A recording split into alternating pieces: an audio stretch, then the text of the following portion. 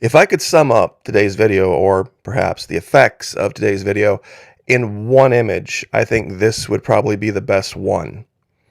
We are about to stir a hornet's nest. In today's video, I'm going to reveal some things and make some allegations that are likely not going to be received well by a lot of my audience, but it's the truth. And that's what this channel has been dedicated to, revealing this to people. Now, in order to set the stage for this, I would like, if you could, indulge me for 1 minute while I share a story from my childhood. The picture that you're looking at on the left is a very old kind of graying image of my maternal grandparents. That's my mother's father and my grandmother right after they were married, very, very young. He related a story to us when we were young kids about when they were, right after they were married, living down in Mississippi. He woke up one night, and it was a very, very warm summer night, and they had left the window open.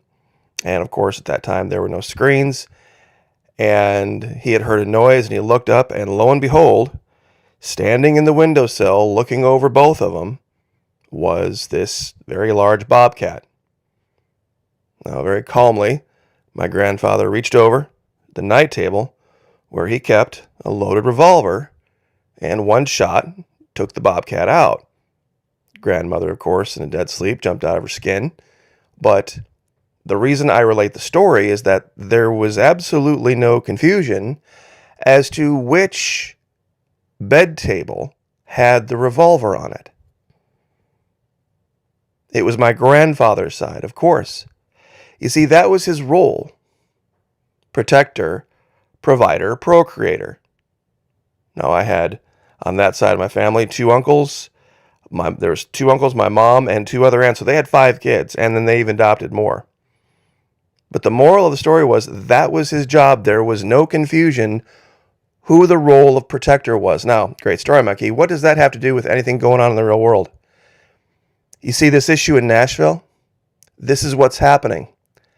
These young people are getting confused as to what their role is in society and what their role is in the world and who they are. And there's a video game out there online that encourages this.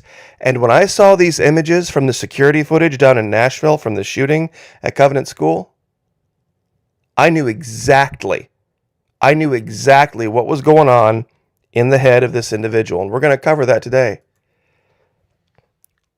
But real quick, I always want to be diligent. I always want to say thank you to everyone who joins us here every day at the Florida Maquis YouTube channel, the backup channel, the Alpha site, and also to those of you who have stepped up over at the Patreon channel, who've pledged the $1 per month. Thank you. I know it doesn't sound like much, but it makes a huge difference in my life. It gives me parity and leverage against the censors. I can talk about things over there in a way I can't talk about them here. We have a brand new video up over there. And believe me, it's already ticked a few people off, but that's kind of the idea when you get woke up. And my grandmother, when she got woken up by a revolver blast, was not happy, but once my grandfather, calmed her down and said, this is what happened, this is what's going on, they went outside and found the bobcat, she was very grateful, very thankful, but that's usually the case. Now, over at the Patreon channel, about this time last year, I did a 4-part series talking about women during a survival situation and another 4-part series about men during a survival situation. Almost all of the other videos on YouTube had basically one answer for every problem that could ever come up in a survival situation, and it had to do with a ballistic weapon.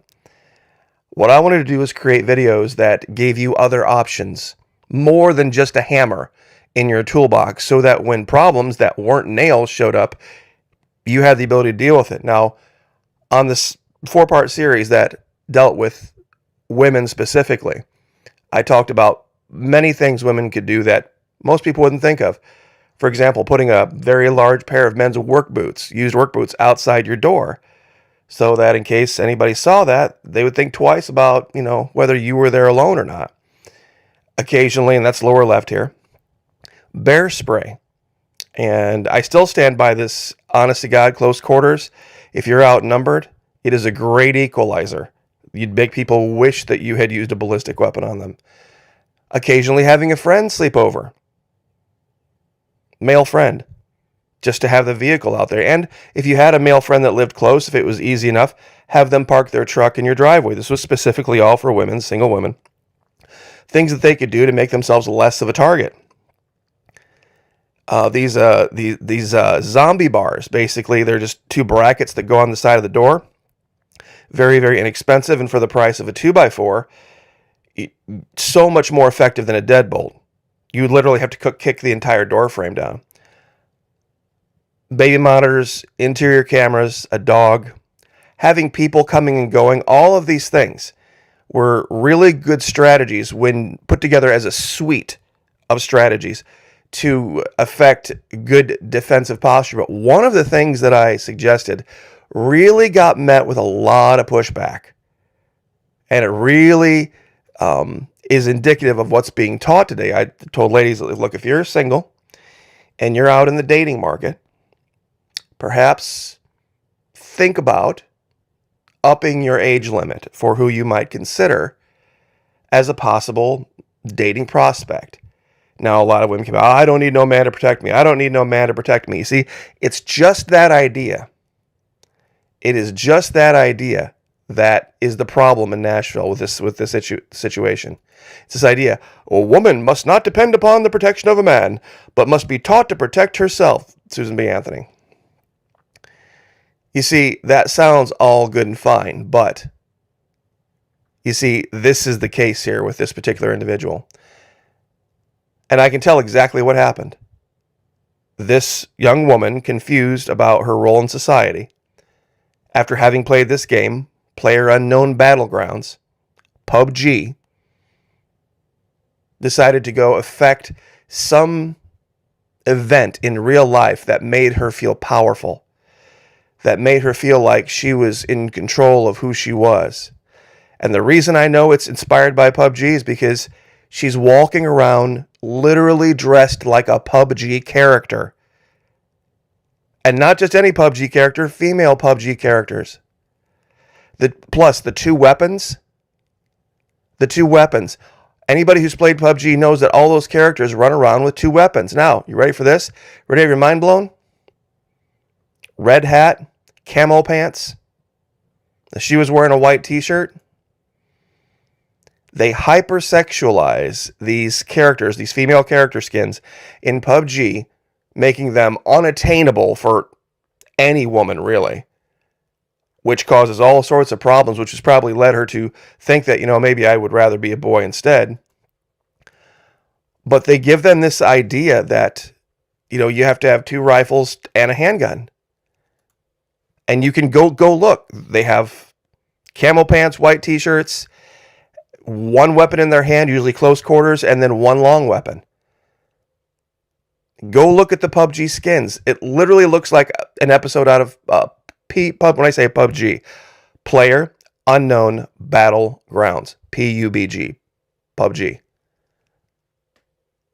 This is the case. This is the reality. And here's the style. This girl's wearing literally almost exactly what the Nashville shooter was wearing.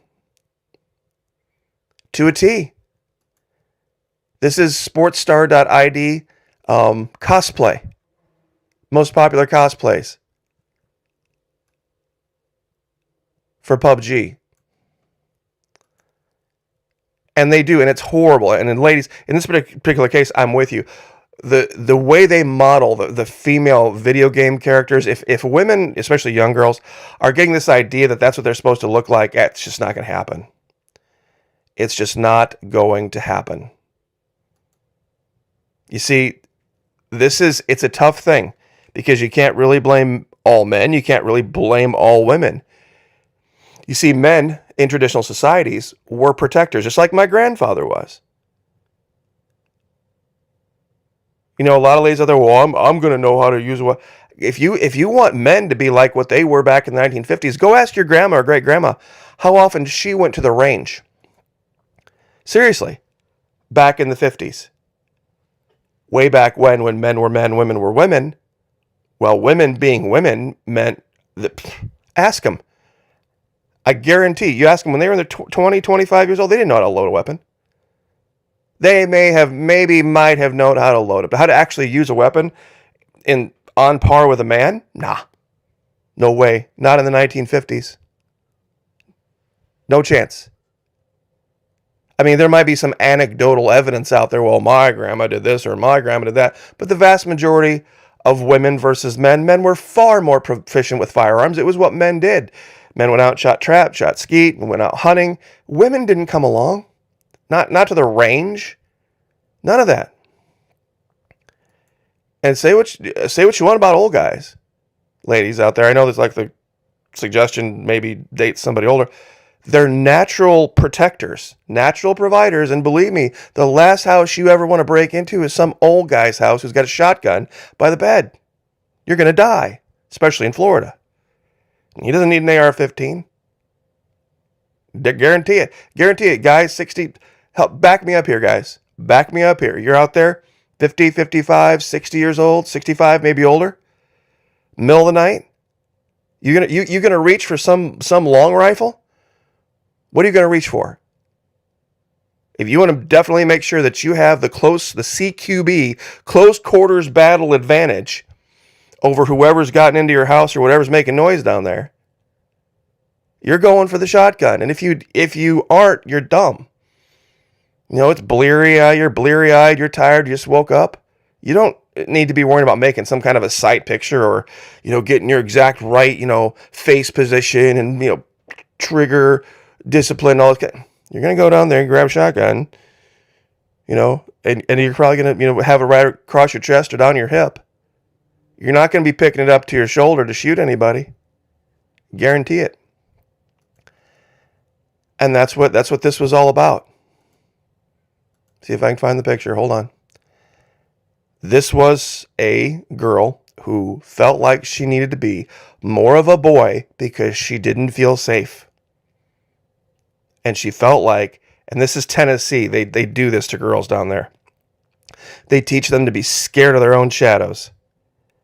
And that every problem, all of their safety issues, all of their fear will go away based on how many weapons they have and being able to use them.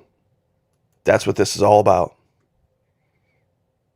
And a good place to go train that's cheap and easy and to get used to the whole thing is online games like PUBG. And look at this. You look at this picture right here, tells the entire story. This picture here tells this could literally be an AI representation of a PUBG event. Those of you who've played it know what I'm talking about. The calmness, the swagger, the red hat, the camo pants, the carrying of the two rifles, the short range, the long range, and the handgun. This for me is open and shut case. Oh, then this is what they're going to find. I guarantee it. This is exactly what they're going to find. So anyway, look, if you got pushback on this, I'd love to hear it. Go talk to your grandmothers, great-grandmothers about what life was like in the 1950s. How often they went to the range, how many different weapons they were proficient with. They didn't. Could they? Sure. I'm sure they could. But it wasn't their job. And make no mistake, when you take that away from a man, and you say, look, Mr. Macho, I don't need your protection. I've got everything taken care of. Then what's his role in your life? If a man can just be that easily replaced by a few trips to the range. I mean, this is what government wants. Because government can provide the money for you and then you provide whatever else. They'd love to break up this idea of men needing women, women needing men, and having distinct roles. Just like my grandparents did. They had distinct roles. They had jobs that they had. And the revolver was on my grandfather's side of the bed for a reason. Now, that may seem sexist, may seem old-fashioned, but they didn't die. So I will leave it there. God bless. Have a great week. Like, share, subscribe. We'll see you guys next time.